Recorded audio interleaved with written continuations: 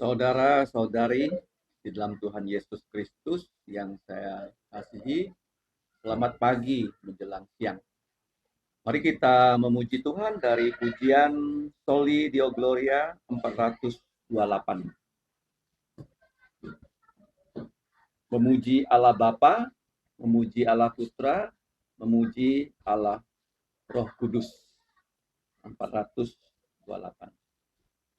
So do mi do la so. 3, 2, 1.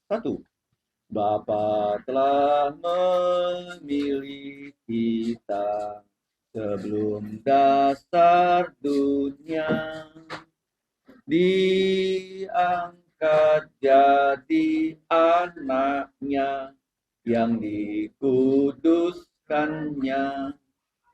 Pujilah Bapa, mulia namanya, anugerahnya yang melimpah. Puji namanya, tiru sifatnya, mari beritakan karyanya.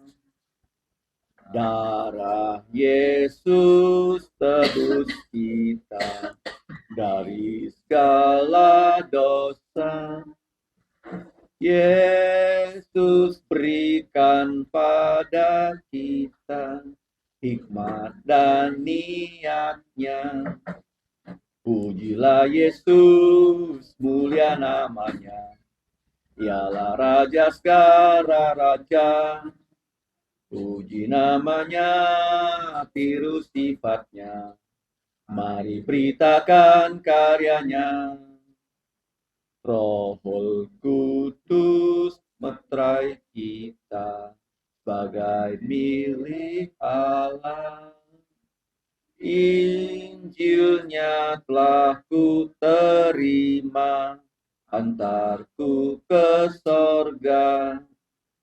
Pujilah Dia, Allah Roh Kudus, penjamin kita selamanya. Puji namanya, tiru sifatnya, mari beritakan karyanya. Mari kita berdoa.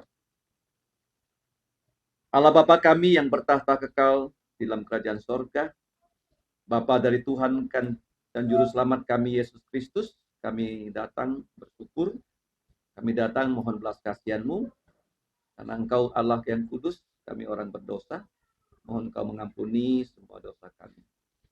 Kiranya Roh-Mu menolong kami untuk bersekutu, sehingga nama-Mu dimuliakan.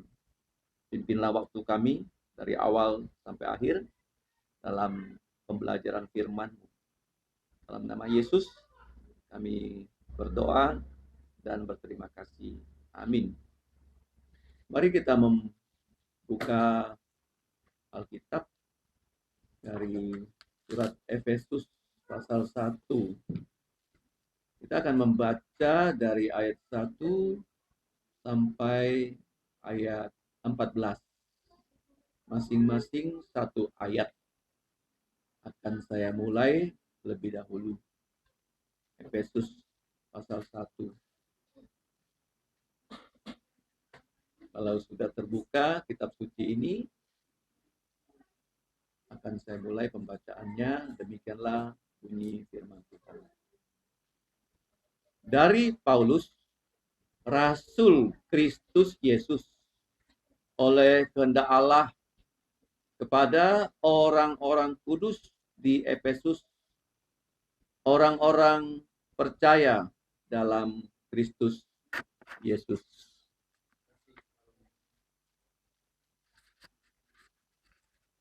Kasih karunia dan damai sejahtera dari Allah Bapa kita dan dari Tuhan Yesus Kristus menyertai kamu. Terpujilah Allah dari Bapa Tuhan kita Yesus Kristus, yang dalam Kristus telah mengaruniakan kepada kita segala berkat rohani di dalam sorga. Sebab di dalam Dia Allah telah memilih kita sebelum dunia dijadikan, supaya kita kudus dan tak bercacat di hadapan-Nya. Dalam kasih Ia telah menentukan kita dari semula oleh Yesus Kristus untuk menjadi anak-anak-Nya sesuai dengan kerelaan kehendak-Nya. Supaya terpujilah kasih karunia-Nya yang mulia, yang dikaruniakannya kepada kita di dalam Dia yang dikasihinya. Sebab di dalam Dia dan oleh darah-Nya kita beroleh penebusan, yaitu pengampunan dosa, menurut kekayaan kasih karunia-Nya.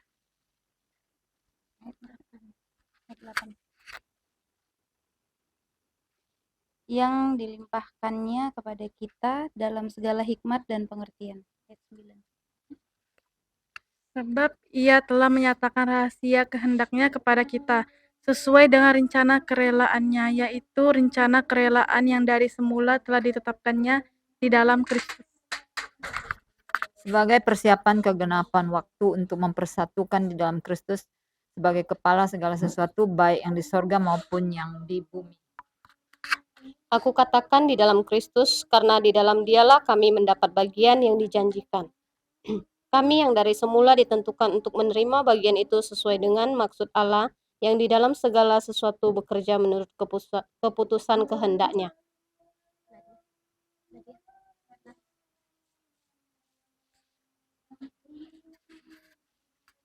Aku katakan dalam Kristus, karena tidak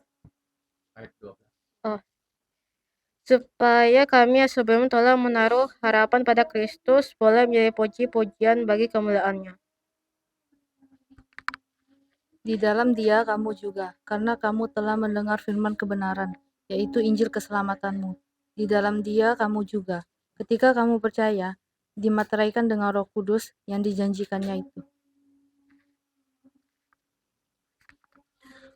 Karena itu setelah aku mendengar tentang imanmu dalam Tuhan Yesus dan tentang kasihmu terhadap semua orang kudus. Kita sama-sama. Aku pun tidak berhenti mengucap syukur karena kamu. Dan aku selalu mengingat kamu dalam doaku. Dan meminta kepada Allah Tuhan kita Yesus Kristus, yaitu Bapa yang mulia itu, supaya Ia memberikan kepadamu roh hikmat dan wahyu untuk mengenal Dia dengan benar, dan supaya Ia menjadi mata jantungmu terang, agar kamu mengerti pengharapan apakah yang terkandung dalam panggilannya, betapa kayanya kemuliaan warisan yang ditentukannya untuk orang-orang kudus, dan betapa hebat kuasanya untuk kita yang percaya, sesuai dengan kekuatan kuasanya yang dikerjakannya di dalam Kristus dengan membangkitkan Dia dari antara orang mati dan mendudukkan Dia di sebelah kanannya di sorga, jauh lebih tinggi dari segala pemerintah dan penguasa dan kekuasaan dan kerajaan, bahkan tiap-tiap nama yang dapat disebut, bukan hanya di dunia ini saja, melainkan juga di dunia yang akan datang. Dan segala sesuatu telah diletakkannya di bawah kaki Kristus, dan Dia telah diberikannya kepada gereja sebagai kepala dari segala yang ada. Gereja yang adalah tubuhnya, yaitu kepenuhan Dia yang memenuhi semua dan segala sesuatu. Amin. Terpujilah nama Tuhan, dan diberkatilah kita yang diberi kesempatan dapat membaca firman Tuhan yang sempurna, yang tidak berubah, yang kekal selama-lamanya. Mari kita kembali berdoa.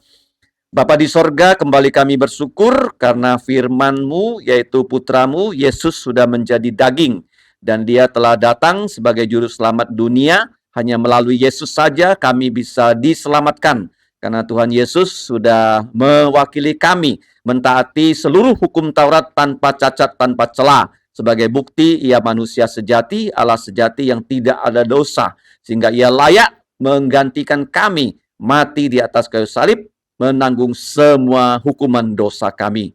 Bukan hanya darahnya bisa membersihkan dosa kami, tetapi Ia juga sudah Engkau bangkitkan dari kematian.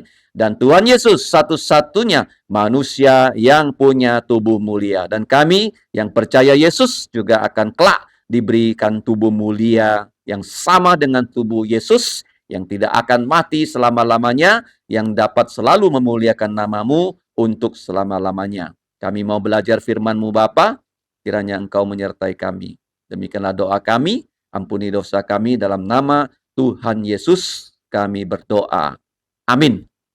Kita sudah sampai di bab yang ke-8 ya, tentang jaminan keselamatan.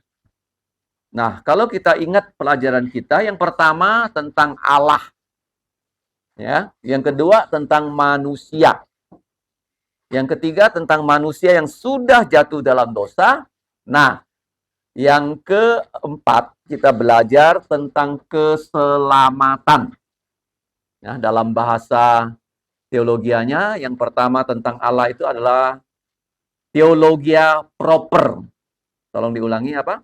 Teologia proper ya, atau theism ya, theism ya. Saya akan tulis di sini supaya kita mengerti. Theism, teologia proper. Yang kedua tentang antropologi, tetapi yang alkitabiah. Ya, yang alkitabiah. Bukan antropologi umum ya. Yang ketiga tentang ini yang kita pelajari sekarang, soteriologi. Tentang keselamatan, soterio. Yang terakhir itu nanti tentang eskatologi. Ya, tentang akhir zaman. Ada 4 ya, sistem belajar teologi ya. Jangan lupa ya, tentang Allah, tentang manusia, tentang keselamatan, tentang akhir zaman.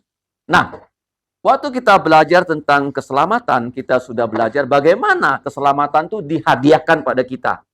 Satu-satunya agama yang mengajarkan bahwa keselamatan itu diberi cuma-cuma. Kalau agama-agama yang lain, manusia harus berjuang untuk selamat. Ya.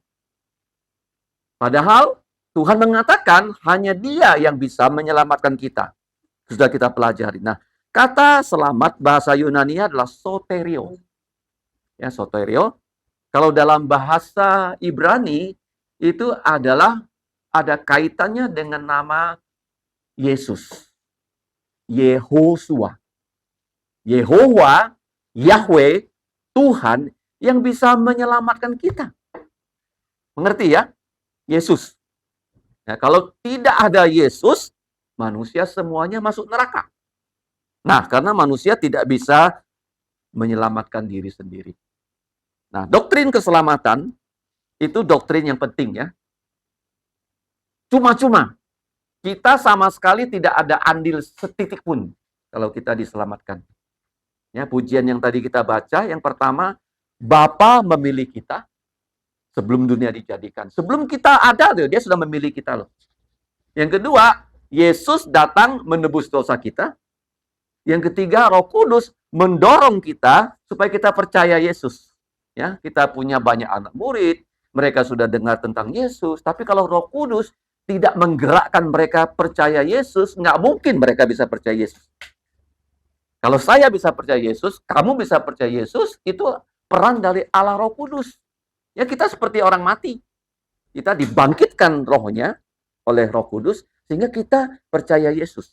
Nah, kalau kita lihat di sini, keselamatan itu adalah hadiah cuma-cuma dari Allah kepada manusia.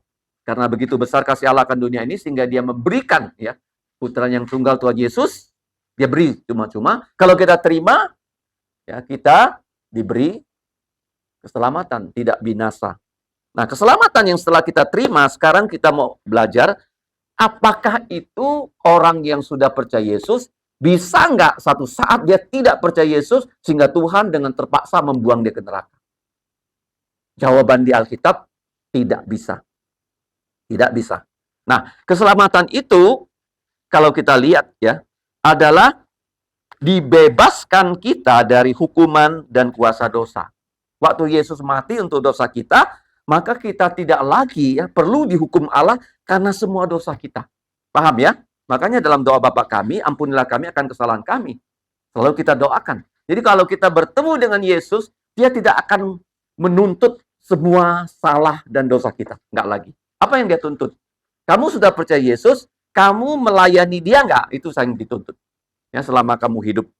Jadi keselamatan itu tidak ada lagi ya problem ya waktu kita bertemu Yesus, sudah diberi. Nah, Kemudian keselamatan itu di dalam Alkitab, kalau kita lihat. Yang pertama, dosa-dosa kita sudah diampuni. Nah, bagaimana dosa bisa diampuni? 1 Yohanes 1 ayat 9. Kita harus mengaku dosa. Paham ya? Maka Allah itu setia dan adil sehingga ia mengampuni segala dosa kita, dan menyucikan kita dari segala kejahatan. Bagaimana cara dia mencuci dosa kita? Dengan darahnya Yesus. Ingat baik-baik ya. Nah, dikatakan di Perjanjian Lama, Yesaya 1 ayat 18, terkenal sekali, sekalipun dosamu merah seperti kirmiji. Kirmiji itu adalah tanaman yang merah sekali. Zaman dulu ya, orang belum bisa menemukan warna secara kimiawi. Warna-warna yang ada tuh secara apa? Botani ya, berasal dari tumbuhan. Jadi kalau merah dosa kita seperti kirmiji, ya, kalau bahasa Inggrisnya tuh crimson. Tolong dicatat ya, crimson. Crimson itu merah sekali ya, crimson. Ya, merah yang paling merah akan disucikan seperti salju. Ya, jadi salju itu putih sekali. Itu karena apa? Darahnya Yesus. Yang kedua, kalau kita sudah percaya Yesus, kita dibenarkan. Nah, kata dibenarkan ini dalam bahasa aslinya itu dizadikkan di kaiozune, bahasa Yunaninya. Roma 3 dilanjut ayat 24, 25. Dan oleh anugerah, oleh kasih karunia, kita telah dibenar-adilkan dengan cuma-cuma, ya, kita tidak punya andil sama sekali, karena penebusan dalam Kristus Yesus yang telah ditentukan Allah menjadi pendamaian karena iman, karena kita percaya. Nah, kamu lihat dia percaya apa? Kepada darahnya Yesus. Nah, kemudian kita lihat ayatnya lebih-lebih karena kita sekarang telah dibenar-adilkan oleh darahnya, kita pasti akan diselamatkan. Nah, diselamatkan dari mana? Murka Allah.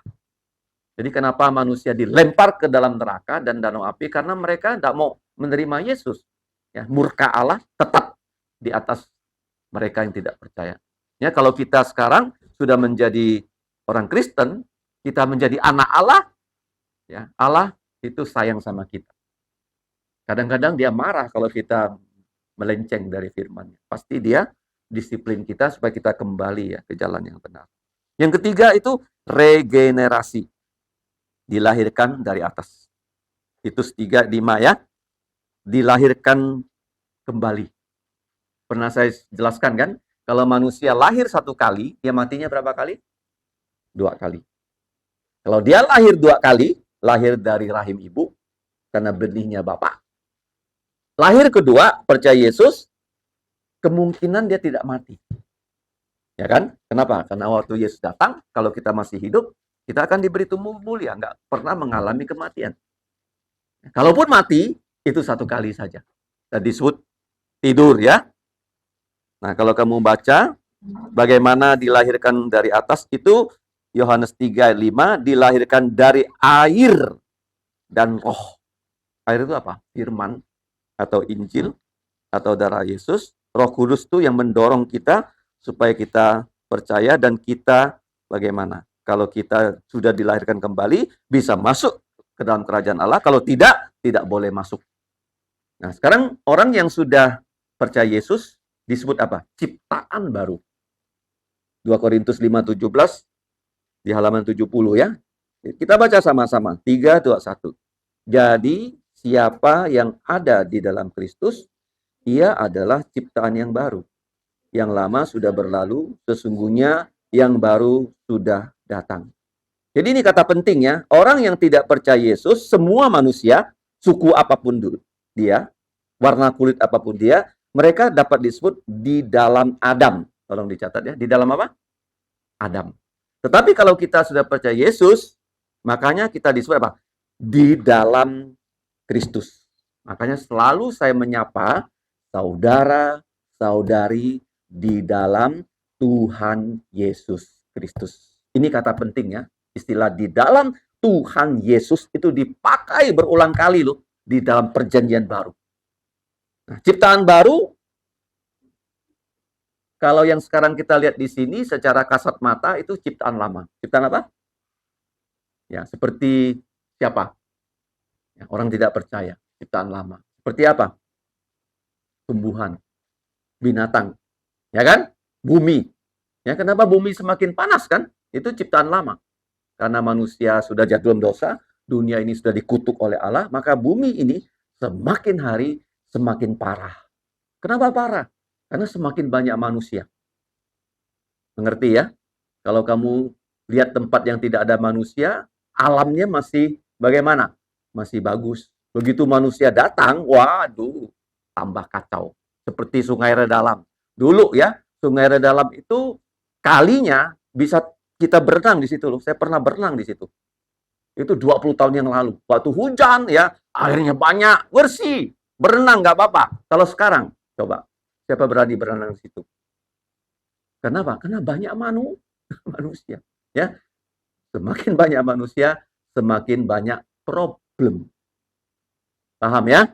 Nah, kalau kita lihat ciptaan baru, itu siapa? Orang yang percaya Yesus. Ciptaan baru, Sabatnya hari Minggu. Ingat ya, hari apa? Siapa yang punya tubuh sempurna? Yesus. Semua kita yang percaya Yesus akan punya tubuh seperti Yesus, ciptaan baru. Ciptaan lama, Sabatnya hari apa? Sabtu ya, ingat baik-baik ya. Nah, kemudian kata dibenarkan, ini bahasa penting dalam Alkitab. Ya, kalau kamu belajar hukum, itu disebut istilah forensik. Pernah dengar forensik? Forensik itu di pengadilan, hakim, dia ketuk palu, dia mengatakan terdakwa tidak bersalah. Padahal kita berdosa. Bagaimana mungkin Allah yang menjadi hakim kita, dia bertemu dengan kita yang berdosa, dia ketuk palu, kau tidak bersalah. Kenapa? Karena dosa kita sudah ditanggung Yesus. Paham ya? Ini penting sekali loh. Kita memang tidak pernah jadi terdakwa. Kalau kita pernah didakwa satu hal dan hakim membebaskan kita, kita senangnya bukan main. Ada orang Kristen yang pernah dipenjara bukan karena dia berbuat dosa, karena dia percaya Yesus. Karena dia pindah dari satu agama ke agama Kristen dan dia ditaruh ya, oleh pemerintahan Soeharto dalam penjara. Dan akhirnya dia di dalam penjara, dia bersaksi begini. Dia mengatakan kalau orang pulang dari pengadilan, kalau yang didakwa itu dia siul-siul nyanyi-nyanyi. Ya, di sini senang, di sana senang. Wah, kira-kira berapa? Bebaslah dia. Kalau dia pulang, kepalanya tertunduk, lesu, gawat itu. Hukumannya apa? Berat. Jadi kita juga sama loh, kita seharusnya dilempar ke neraka, tapi oleh Allah ya dinyatakan kau tak bersalah, walaupun iblis nuduh lu, kau berdosa lu, harus masuk neraka. Tapi kita sudah percaya Yesus, dosa sudah diampuni, diberi jubah ya, keadilan namanya. Jubah apa? Ya, kenapa ada jubah keadilan? Bukan karena kita berbuat baik loh, bukan. Karena Yesus dia menjalankan seluruh hukum Taurat dengan sempurna, dia mendapatkan jubah itu namanya jubah keadilan, dan dia bagi kita. Paham ya? Apa jubah yang paling sempurna? Jubah keadilan namanya. Dikaiozune. Kalau kamu tanya apa istilah adil? Sila kelima kan?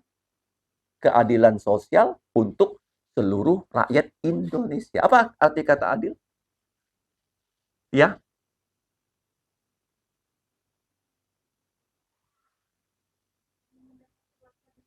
Perlakuan yang sama. Hukumnya A, kemudian siapa yang melanggar hukum, tak peduli dia presiden, kena dia.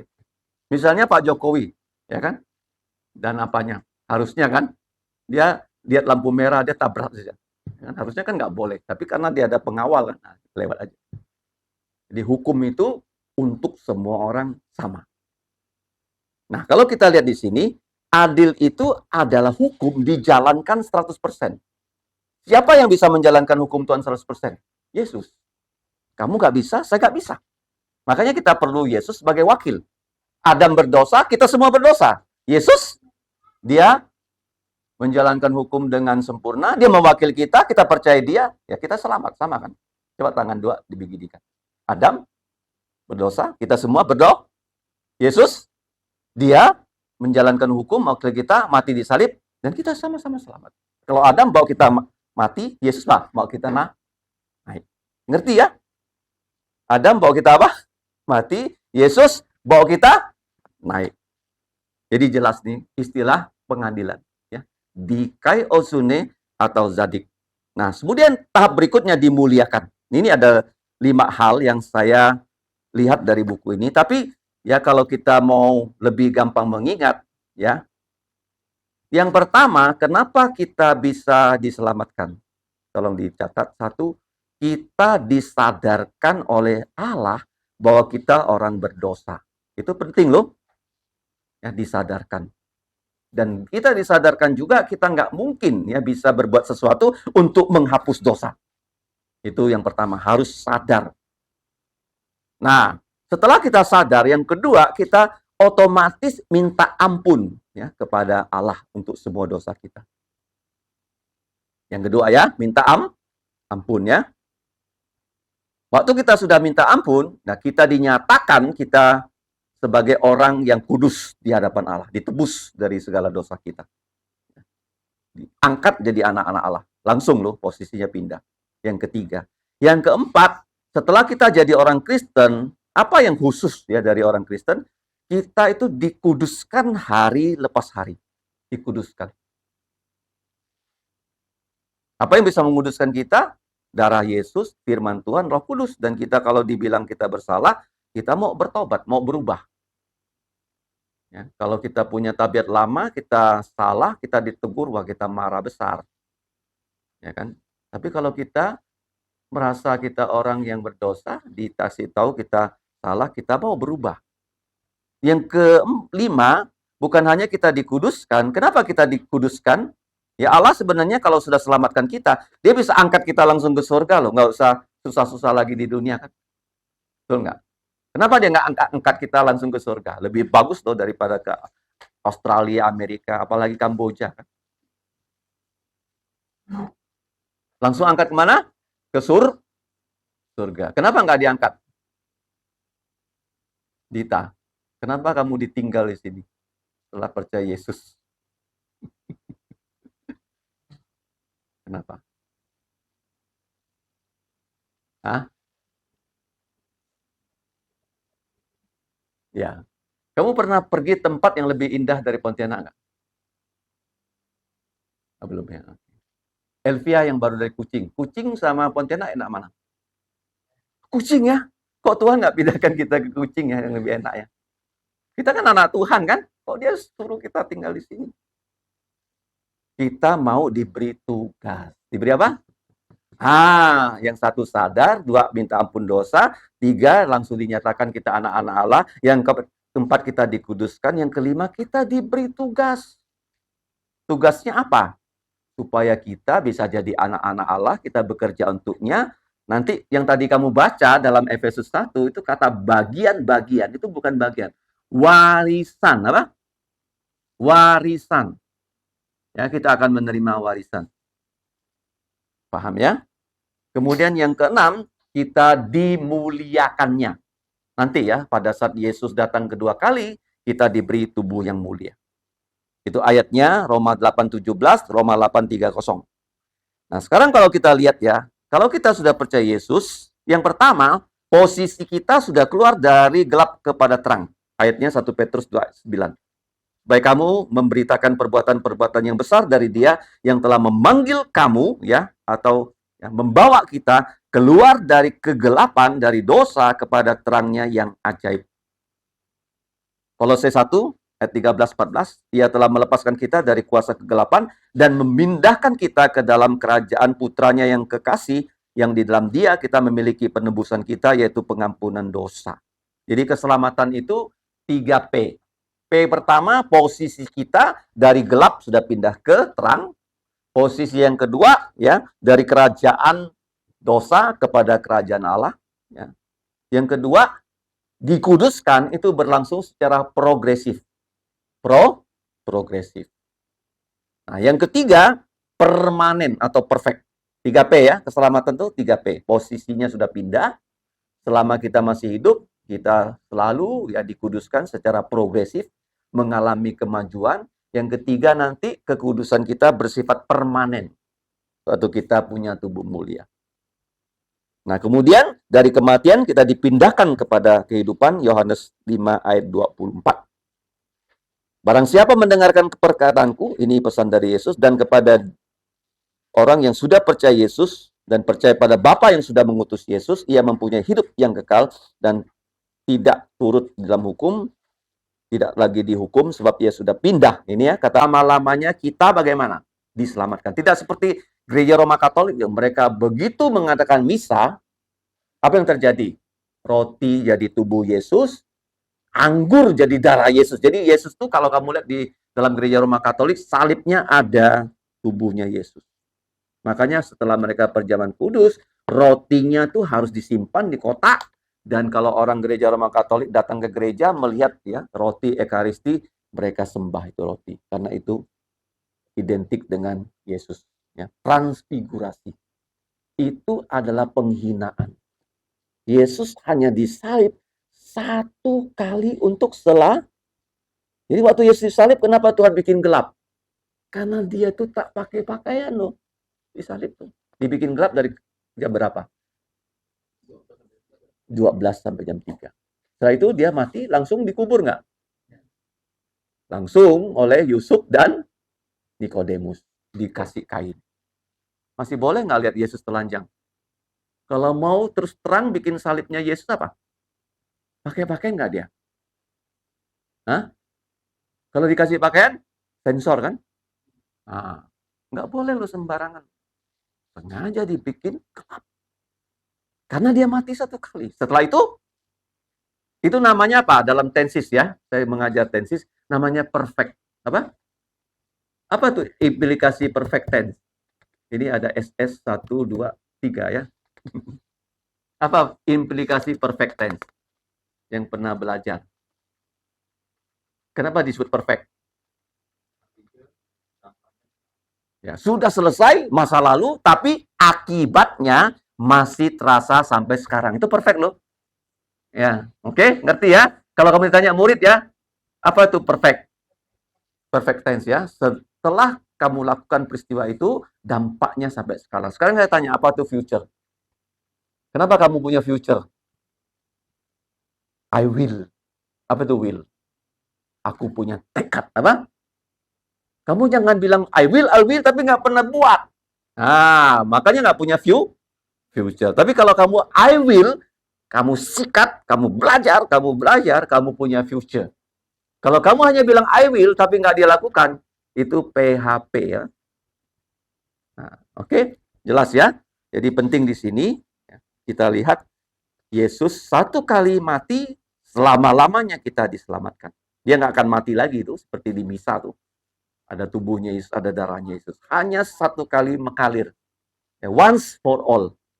Ya, once forever. Mana ayatnya? Ibrani 10 ayat 10. Jadi tidak boleh misa apa?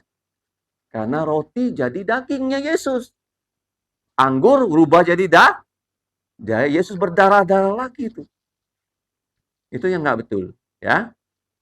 Nah, kemudian yang kedua, bagaimana kita bisa diselamatkan? Kita harus percaya Yesus. Iman. Kata iman, sekali lagi saya terangkan, bahasa aslinya adalah pistis.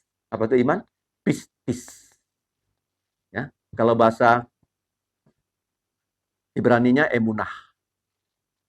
Iman bisa diterjemahkan menjadi 3 kata. Pistis, 1, iman. 2, percaya. 3, setia. Oke?